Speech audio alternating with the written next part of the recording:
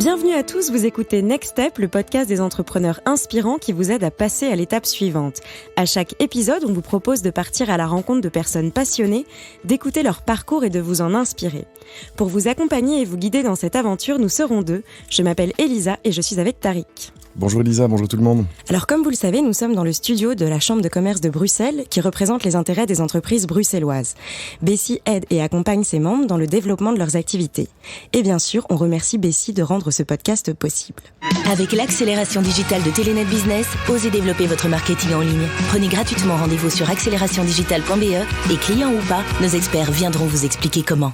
Pour cet épisode, nous sommes ravis d'accueillir Sana Afouez. Bonjour Sana. Bonjour, merci. Bienvenue dans Next Step, on est ravis de te recevoir. Alors si tu es là aujourd'hui, c'est bien sûr pour nous parler de toi et de ton parcours. Tu es une jeune entrepreneure de 26 ans, tu es marocaine, étudiante, tu as lancé un blog qui questionnait la place des femmes dans la société, et puis tu as travaillé pour les institutions, les Nations Unies, tu as voyagé pendant de longs mois au Moyen-Orient et en Afrique du Nord, et tu es partie à la rencontre des femmes pour comprendre leur place, leurs espoirs et leurs combats. Et puis, tu as lancé Womanpreneur. Ton combat, c'est d'œuvrer à l'indépendance économique des femmes à travers l'entrepreneuriat du futur. Plus précisément, ton objectif, c'est de mettre la femme au sein de la révolution économique digitale. Alors, on va bien sûr parler de ton projet, mais dans Next Step, on aime bien un peu célébrer les victoires. Parle-nous peut-être des plus grands moments de Womanpreneur, s'il y en avait peut-être 2 ou 3 à retenir.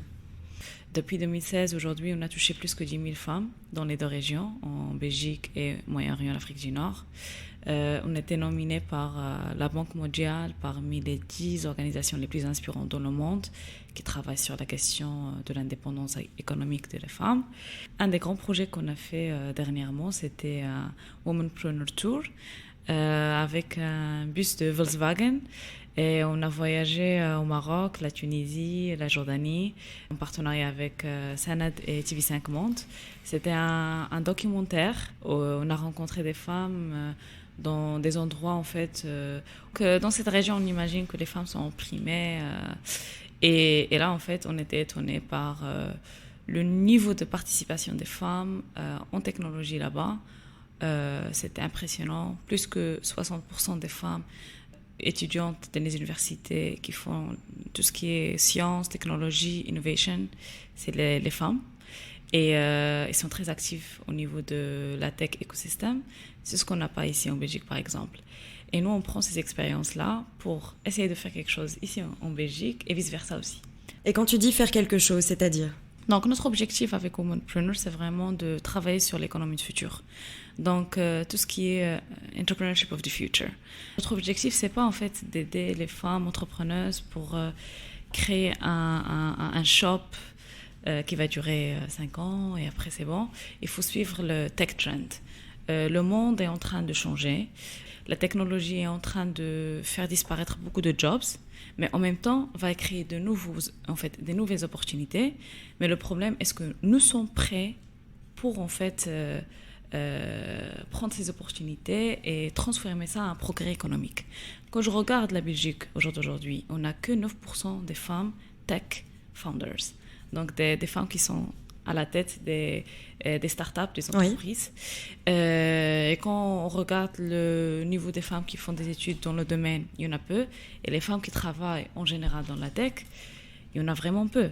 Et donc, d'ici 10 ans, on aura 50% des jobs qui vont disparaître. Donc, on aura un sérieux problème par la suite et on aura un gender gap au niveau du travail. Et quand on regarde la population aujourd'hui de la Belgique, on a plus que 50% des femmes qui représentent la population. Donc, on est en train de perdre du talent. On est en train de vraiment d'avoir le commencement des problèmes d'égalité de futur. Et donc, justement, comment est-ce que vous, avec Womanpreneur, vous pouvez pallier à ça concrètement? Donc, en mettant des choses en lumière, des récits, des témoignages, en formant aussi ou pas? Comment est-ce que ça se passe? Donc, premièrement, on fait la sensibilisation, déjà, pour vraiment, parce que la question de la femme, ça reste vraiment parfois pinky. Donc, on ne le prend pas vraiment au sérieux. Donc, déjà, on fait la sensibilisation, awareness, pour que les gens savent vraiment c'est une grande problématique à laquelle il faut faire face. Deuxièmement, nous, on crée des plateformes, des espaces où les femmes peuvent accéder en fait à des formations, à des trainings, workshops, du support technique pour vraiment apprendre comment utiliser la technologie d'innovation dans leur travail, pour grandir leurs entreprises, leurs startups. Et aussi, on travaille avec les femmes qui travaillent déjà dans la tech pour les aider à acquérir le talent à quel ils ont besoin, et aussi d'avoir des partenariats potentiels et grandir leurs initiatives. Troisièmement aussi, ce qu'on fait, c'est tout ce qui est recommandations, tout ce qui est policy making.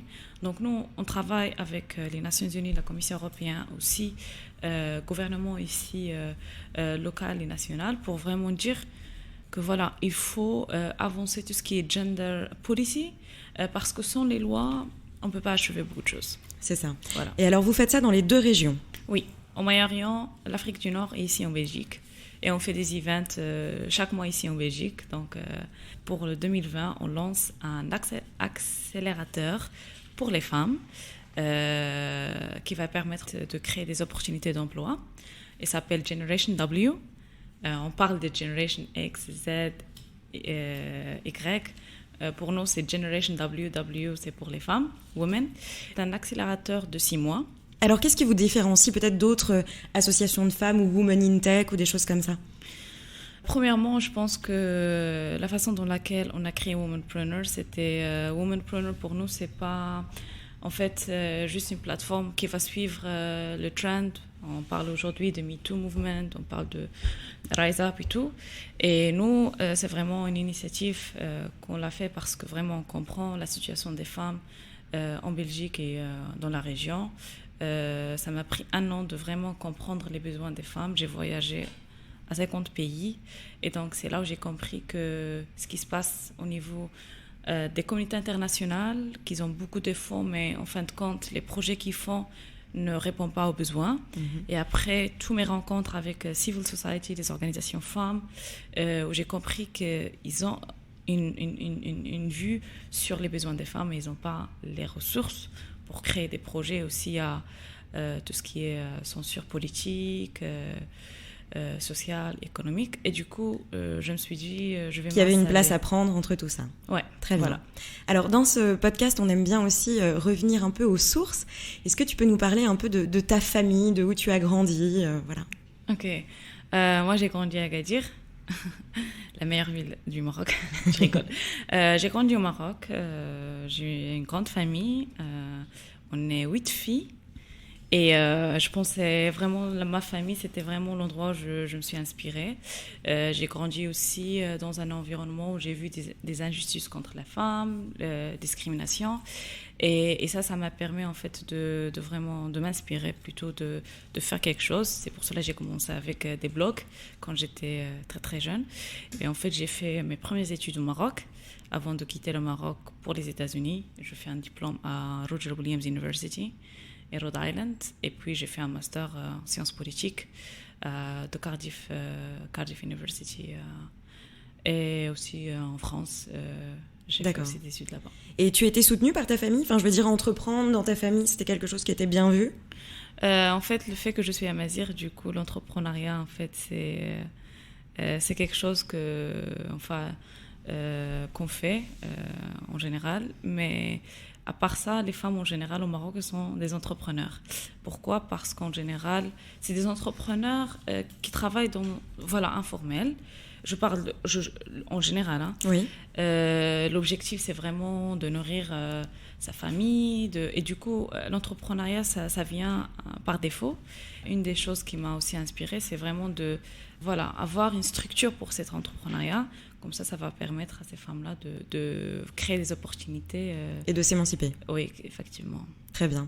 Alors, on aime aussi parler de l'envers du décor, puisqu'on sait qu'entreprendre, c'est pas toujours très rose et très facile. Est-ce que tu peux lever le voile un peu sur les difficultés que tu as rencontrées avec Womanpreneur? Pour être entrepreneur, les gens pensent que le lendemain, on va devenir des millionnaires. C'est pas le cas. Ça demande 5 ans avant qu'un projet vraiment commence à avoir des revenus déjà. C'est le cas pour vous?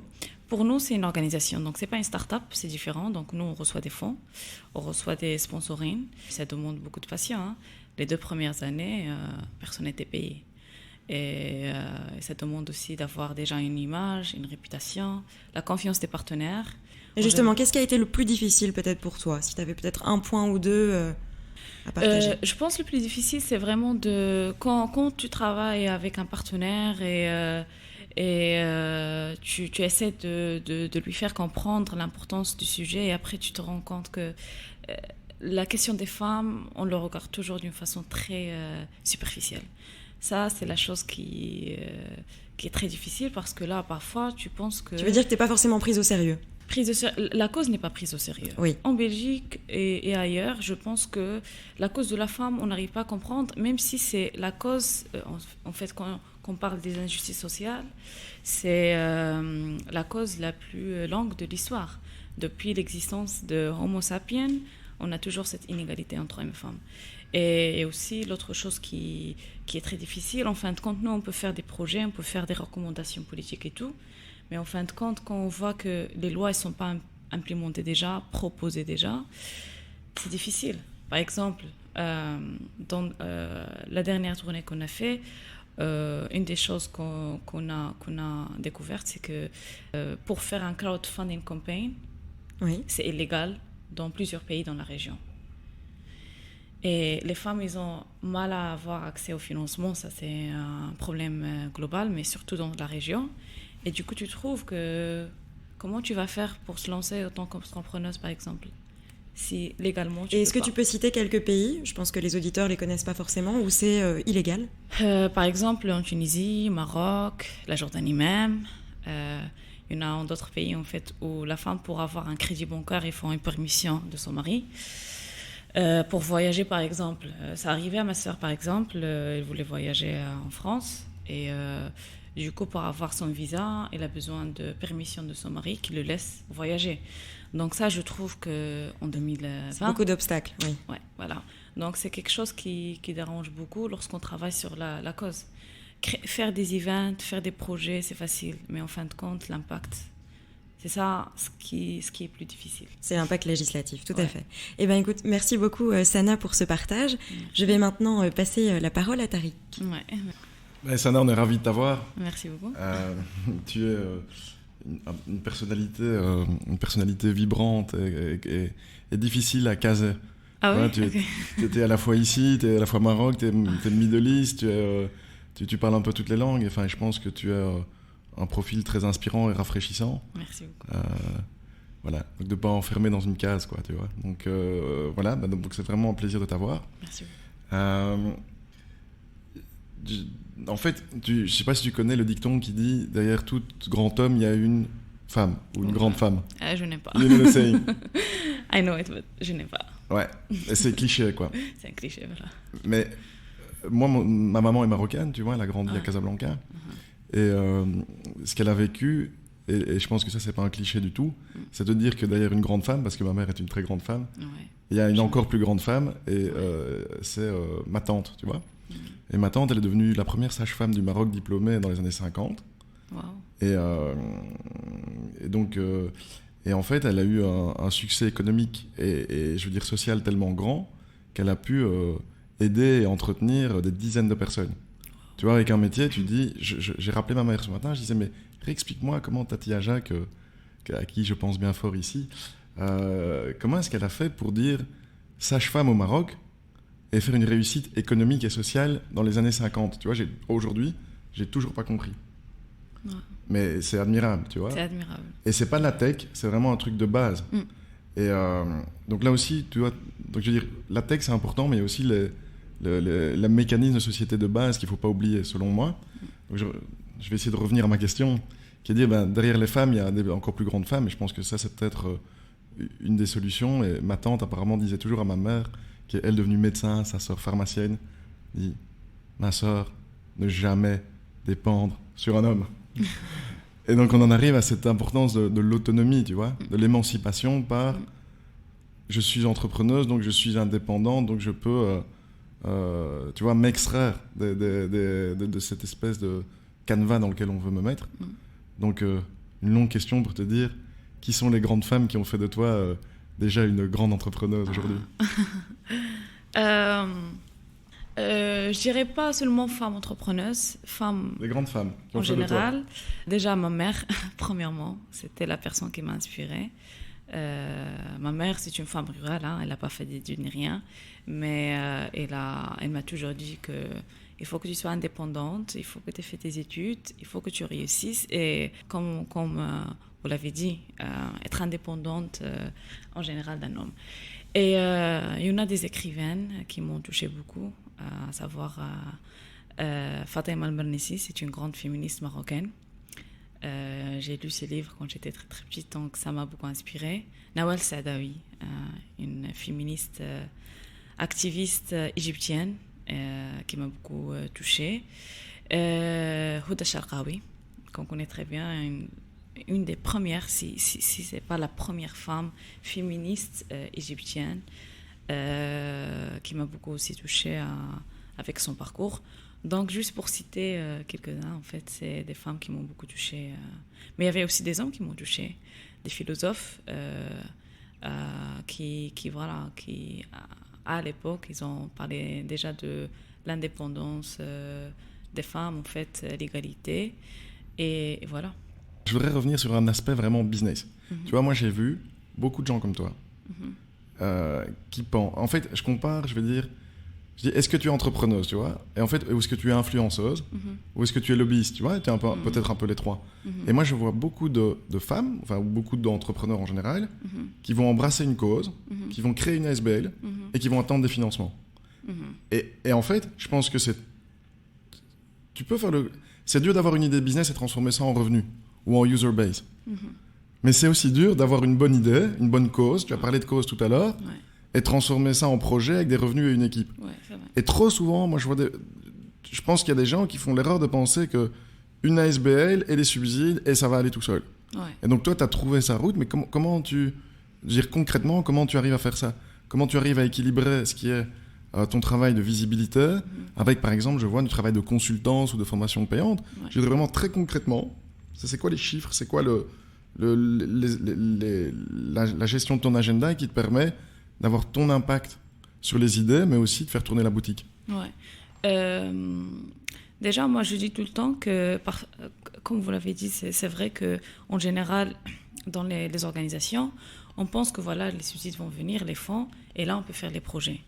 Et on a cet aspect qui n'est pas très vraiment entrepreneurial. Moi, je dis que quand tu diriges une organisation, il faut voir une business mindset. C'est comme un business, mais le résultat, c'est un impact social. Donc, il faut vraiment avoir ton business plan très clair. Tu sais où tu vas d'ici 5 ans. Et donc, quelle est la proportion pour toi aujourd'hui, subside versus consultance ou revenu Nous, ce qu'on fait, en fait, on reçoit des fonds. C'est quoi la proportion? Normalement, je parle pas Tu d'argent. n'es pas obligé de répondre. Mais en général... Je te parle pas de montant, je te parle de proportion. L'année dernière ou l'année prochaine, quel pourcentage de tes revenus viendra des subsides versus de activités de consultance, workshop, peu importe, autres revenus? Tu n'es pas obligé de répondre, c'est juste pour donner un benchmark pour les gens. Et tu peux ne pas répondre du tout, hein, si tu veux. Pour les subsides, ça va être 60%. Les sponsorings, ça va être 40%. Et le reste, c'est les services consultants. Tu as dit 60 et 40, ça fait 100%. Oui, 100% en fait de nos... Sponsoring et consulting. Ouais. Voilà. Non, consulting, ça va être en fait 20% et le reste, ça va être nos services.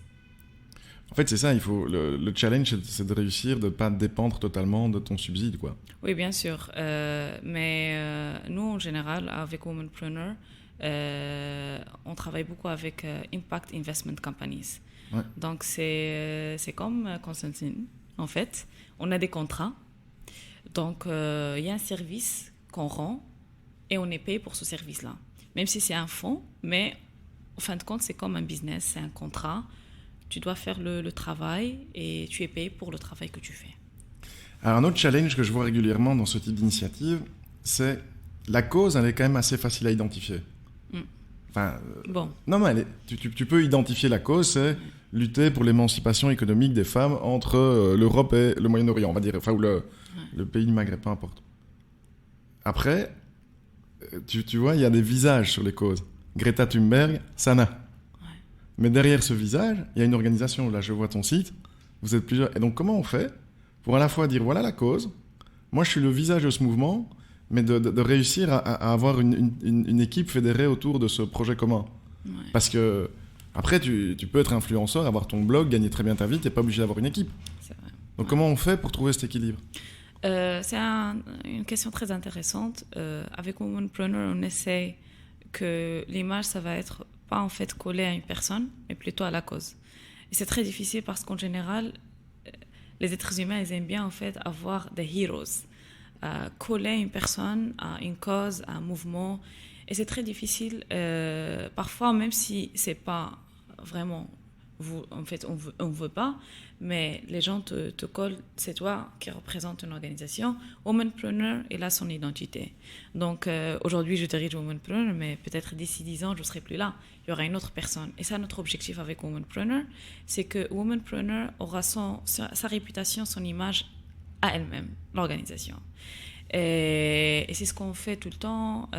C'est pas toujours moi qui représente l'organisation. Il y a mes collègues qui parlent au nom de l'organisation, qui représentent Womanpreneur dans des events, des initiatives.